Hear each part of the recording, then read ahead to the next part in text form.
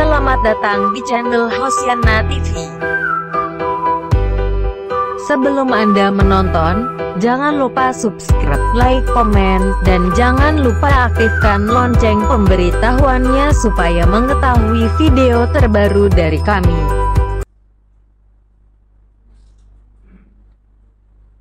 Shalom buat saudara-saudara yang dikasih Tuhan.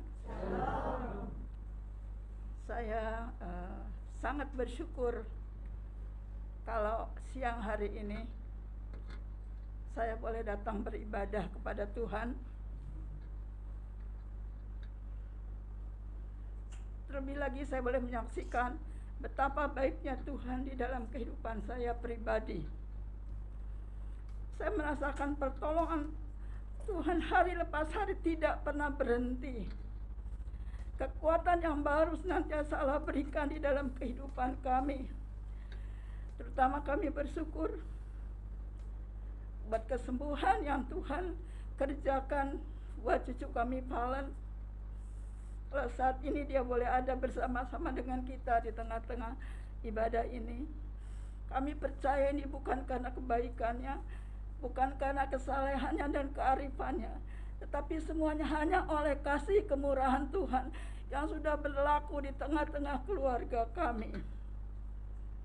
Saudara-saudara yang kasih dalam Tuhan, pada waktu kami mendengar Valen akan dites swab ya, saya gelisah, saya takut, saya khawatir, saya membayangkan dia akan terkapar sebagaimana yang saya lihat beberapa saudara kita tetangga kami yang mengalami hal seperti itu. Terlebih lagi pada saat dia pulang dari tes antigen, saya tanya gimana, dia bilang positif. Rasanya tubuh ini sudah tidak berdaya sama sekali. Saya yang memang pada saat itu dalam keadaan kurang sehat, dengan tubuh yang macam-macam penyakit yang saya alami, rasanya hampir rontok seluruh persendian saya pada waktu itu. Saya berteriak memanggil nama Yesus. Tuhan, saya pasrahkan semuanya kepada Tuhan.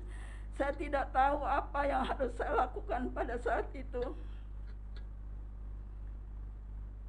tapi saya bersyukur di tengah-tengah kepanikan saya, di tengah-tengah ketakutan saya ingat akan firman Tuhan yang disampaikan oleh Bapak Gembala, bahwa Tuhan Yesus sanggup meredakan angin, topan, dan badai yang terjadi pada saat murid-murid ada bersama dia di tengah-tengah perahu. Satu hal yang ditekankan oleh Bapak Gembala, bila kita menghadapi situasi seperti ini, dua hal yang harus kita lakukan, yaitu jangan panik, menjadilah tenang, kemudian berseru meminta pertolongan Tuhan. Hal itu yang senantiasa saya ingat di dalam kehidupan saya. Dan pada waktu itu saya langsung berdoa memanggil nama Tuhan. Tenang Tuhan, saya tahu saya tidak berdaya, saya tidak dapat melakukan sesuatu pun. Saya tidak bisa membuat Valen menjadi kuat kembali, jadi sehat kembali. Saya tidak bisa melakukan apapun di tengah-tengah situasi yang seperti ini. Yang menjadi pikiran saya, mau saya bawa kemana anak ini? Kalau untuk dibawa ke rumah sakit, saya nggak tega, jujur saya kata saya nggak mau. Kalau saya harus biarkan di rumah, terpaksa saya yang harus keluar dari rumah itu. Kemana? Saya bisa pulang ke tempat anak saya, tetapi anak kami yang terdekat pun anaknya dalam keadaan parah, panas tinggi dengan macam-macam gejala yang boleh terlihat. Ini yang membuat saya menjadi bingung dan panik ya. Kembali saya mencoba menenangkan diri saya sesuai firman Tuhan. Saya percaya bahwa Tuhan sanggup memberikan ketenangan di dalam rumah tangga kami. Pada waktu itu saya coba telepon kepada pemilik rumah yang saya sewa. Saya katakan, Ibu, rumah di sebelah kosong, boleh nggak kalau saya pakai rumah itu? biar saya harus bayar sewa nggak apa-apa. Ada apa Bu, katanya. Saya bilang, saya mau sementara mau ngungsi ke sebelah, saya bilang gitu ya, karena cucu saya kena corona. Jadi, oh boleh, silakan Bu, silakan, katanya. Ambil aja kunci ke sini, siapa yang disuruh ambil kunci. Terus saya tanya berapa saya harus bayar sampai anak saya pulih, cucu saya pulih. Dia katakan, udah Bu, nggak usah bayar, tempatin aja sampai kapanpun Ibu sanggup, ya sebelum rumah itu laku dikontrakan. Kemudian saya telepon anak-anak kami, menantu kami, saya minta tolong untuk dibersihkan rumah sebelah karena saya akan mengungsi ke situ. Memang saya dalam berkata-kata saya nggak sanggup untuk berdiri. Saya hanya duduk di lantai sambil menangis. Tolong bersihkan rumah itu. Kemudian dia bersihkan semua sampai ke atas-atas, bersih pokoknya semua ya. Dia kata, udah, apa yang mau dibawa Ibu? Kemudian saya berpikir, kalau saya tinggal di sebelah, otomatis kompor harus dibawa, peralatan masak harus dibawa, macam-macam harus saya bawa, perlengkapan saya juga harus saya bawa. Saya akan menjadi repot. Kalau Palen yang akan saya singkirkan ke sana, begitu pula dia juga harus membawa peralatannya ke sebelah. Kayaknya merepotkan sekali. Akhirnya saya ambil keputusan. Sekarang Tuhan, saya percaya kalau Tuhan bisa merendahkan angin topan yang terjadi di tengah danau. Saya percaya Tuhan juga bisa menolong kehidupan saya saat ini. Akhirnya saya putuskan, aku nggak jadi pindah. Tolong ini motor-motor aja dipindahkan ke sebelah. Akhirnya tempat yang biasa kami pakai parkir, kami suruh bersihkan lagi. Jadi 2 kali anak kami ini membersihkan rumah. Padahal dia juga tubuhnya dalam keadaan kurang sehat, tapi dikerjakan itu tanpa malu. Dia bersihkan semua, dia di atas semuanya dia bersihkan. Saya katakan, tolong gelar kasur di sini. Saya tidur di sini aja dengan Adi, biar motor-motor yang parkir di sana. Akhirnya selama beberapa hari, 1 minggu lah, kami tertidur tergeletak di lantai. Saya mengucap syukur pada Tuhan. Dengan keberadaan itu saya merasakan kekuatan saya dipulihkan Tuhan. Padahal dalam beberapa hari selama saya satu kamar dengan Palen, satu tempat tidur dengan Palen. Kalau dia sakit, saya ikut sakit, ya. Tapi saya bersyukur sejak kami tidur di luar, saya merasa diberikan kekuatan kesehatan sehingga saya mampu untuk melakukan segala tugas kewajiban saya sebagai seorang nenek, sebagai seorang ibu rumah tangga yang harus menjaga dan merawat cucu yang dalam keadaan sakit.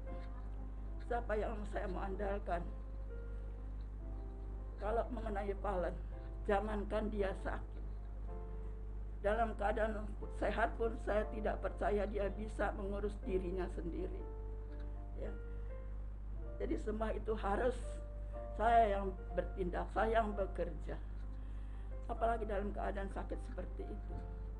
Dan saya bersyukur kepada Tuhan karena saya punya Tuhan yang begitu baik. Tuhan memberikan penghiburan dalam hidup saya, ya. Saat pagi saya menangis kepada Tuhan.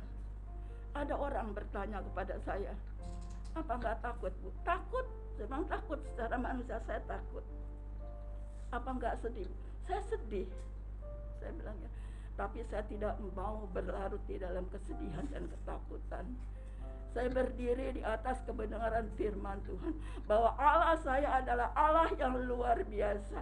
Masalah apapun tidak ada yang tidak terselesaikan apabila kita mengandalkan Tuhan. Puji Tuhan, Bapak Ibu saudara yang kasih dalam Tuhan. Sementara Palen saya kurung di dalam kamar. Kami tidak pernah masuk kamar. Kalau dia mau keluar, dia ketuk pintu dulu. Saya mau kamar mandi, saya menyingkir, ya, keluar. Dan kalau dia mau lakukan sesuatu, dia mau makan atau mau apa, dia ketuk pintu. hati saya terharu gimana? Kok kayak orang dalam tahanan, ya. Bahkan kawan-kawan yang datang, siapapun yang datang dengan membawa macam-macam makanan, itu tidak saya izinkan untuk masuk ke dalam rumah, tapi cukup dari jendela. Dari jendela itulah satu-satunya tempat mereka berkomunikasi. Jendela dibuka sampai galon air minum masuk dari jendela dipaksakan. Apapun yang mereka bawa saya tidak tahu, tapi yang jelas paling aman di dalam, tidak keluar rumah. Inilah saudara-saudara yang kekasih, kenapa ini harus disaksikan. Kalau tadi saya katakan, saya ditanya orang takut enggak? Saya takut, saya khawatir. Ya, saya khawatir. Kenapa? Karena saya sendiri dalam keadaan kurang sehat. Keadaan saya seperti ini. Bahkan ada yang orang salah terima berita, ya. Mereka sebar berita bahwa saya sudah dalam keadaan kronis karena corona.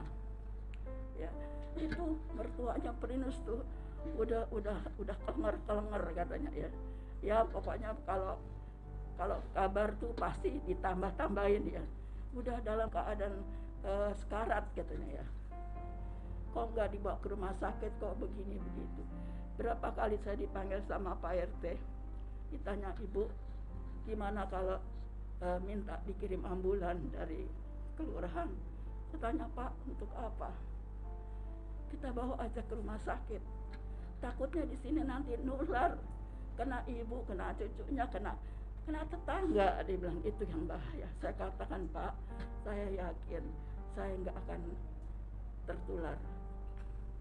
Kemudian saya katakan, Pak, setahu saya, seperti maaf kata Ibu Markus almarhumah, ya, dia 7 rumah sakit yang didatang tidak ada yang bisa menerima karena memang sudah penuh. Saya bilang, bagaimana kalau cucu saya harus dibawa ke sana. Akhirnya pulang lagi, saya bilang gitu. Lebih baik biar di rumah. Ya, saya mohon maaf sama para tetangga, sama Pak RT terutama, untuk tidak datang ke rumah kami. Saya katakan kalau perlu ketuk aja pagar kami. Dan segala apapun yang mereka mengerjakan itu, mereka selalu hanya berteriak dari luar. Ada rasa haru, kecewa, takut, macam-macam yang terjadi dalam hati saya ini, ya. Tetapi satu hal yang saya percaya, sekali lagi saya katakan, bahwa firman Tuhan tidak pernah gagal. Setiap pagi saya datang berdoa. Saya teringat hari Sabtu, biasa saya ikut piston pelayan Tuhan, sermon pelayan Tuhan. Saya tetap berpuasa, saya tetap berdoa. Saya lihat jam 11, saya sudah siapkan diri saya, hati saya, untuk saya datang kepada Tuhan. Karena saya merasa saya nggak akan mampu berdiri dengan kekuatan saya sendiri. Apapun yang saya lakukan, saya harus berlandaskan firman Tuhan. Mungkin saat itu saya tidak bisa mendengar suara Bapak Gembala atau Pak Sinurat, tetapi tidak ada firman Tuhan yang bisa saya serap. Pagi-pagi saya buka firman Tuhan, saya menangis kepada Tuhan. Banyak hal yang saya alami di dalam keadaan itu. Kadang kuat, kadang juga saya merasa lemah. Tapi sekali lagi kekuatan, kalau sampai saat ini saya boleh dapat berdiri. Bapak Ibu Saudara yang kasih dalam Tuhan, berapa menit saya berdiri di sini? Biasanya saya nggak pernah bisa berdiri.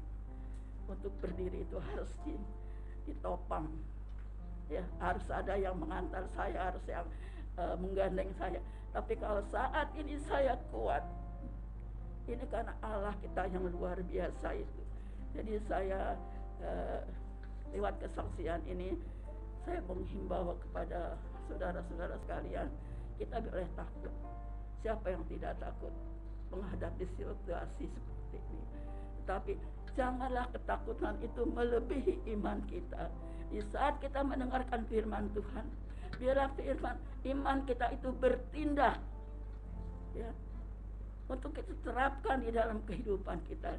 Karena firman Tuhan katakan iman tanpa perbuatan adalah sia-sia. Jadi inilah saya bersyukur kepada Tuhan sekali lagi. Kalau kalian boleh mengalami hal itu, kalian boleh menerima penyakit itu.